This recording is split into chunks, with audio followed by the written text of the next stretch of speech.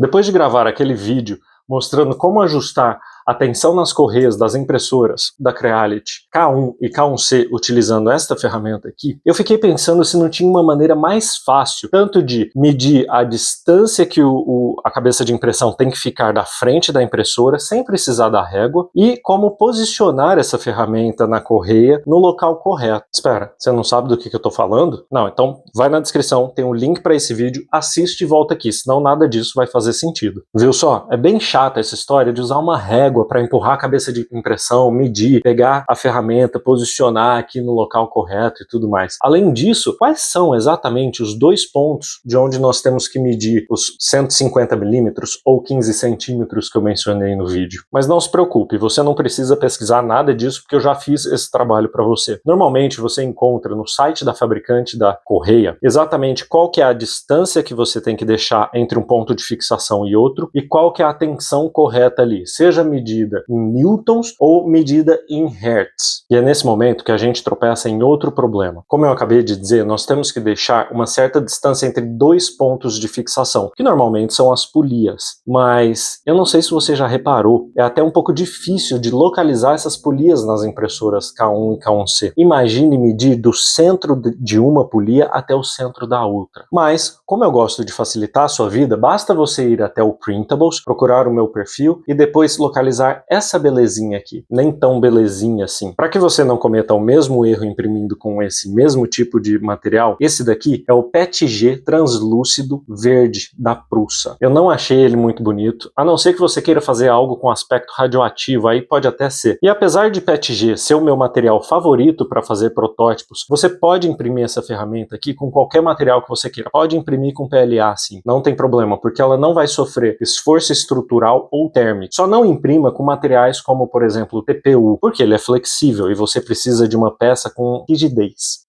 Antes de continuar, só um recado, não perca no final do vídeo o comparativo do gráfico gerado antes do uso da minha ferramenta e do gráfico gerado depois de utilizar a minha ferramenta para o posicionamento correto do medidor de tensão. A diferença foi brutal. Agora vamos lá na impressora ver como é que isso aqui funciona. Seguindo os passos do vídeo sobre como tensionar a correia, essa ferramenta aqui, ela só vai entrar após o momento em que eu desativo os motores da minha impressora, ok? Primeiro saiba que eu continuo centralizando a cabeça de impressão entre as laterais, utilizando os comandos do Mensail. Você também pode usar o display da impressora para isso. Eu acho que esse é o método mais rápido, fácil e tranquilo de fazer esse posicionamento. Depois disso, você vai desativar os motores da impressora. E é nesse momento que nós vamos utilizar essa peça aqui. No processo antigo, nós utilizaríamos a régua para empurrar a cabeça de impressão 15 centímetros para trás e depois posicionaríamos a ferramenta de medição de tensão. Mas agora, ao invés de utilizar a régua, nós vamos usar a minha ferramenta. Observe que a ferramenta possui essa meia-lua aqui. Isso serve não só para você segurar na hora de colocar e retirar da impressora, mas também serve como um indicador de posicionamento. Essa meia-lua, ela tem que ficar apontada na direção da cabeça de impressão, pois isso vai garantir que o gap que nós vamos utilizar para posicionar a ferramenta de tensionamento fique sempre na distância correta. O encaixe desta ferramenta na barra de metal é frouxo mesmo, não se preocupe com isso. Após colocar a ferramenta na barra de metal, puxe a cabeça de impressão até que ela comprima a ferramenta. Não precisa aplicar força, é só para medir a distância. E nesse momento, cuidado para não mexer a cabeça de impressão lateralmente. Agora, você está vendo esse gap aqui? É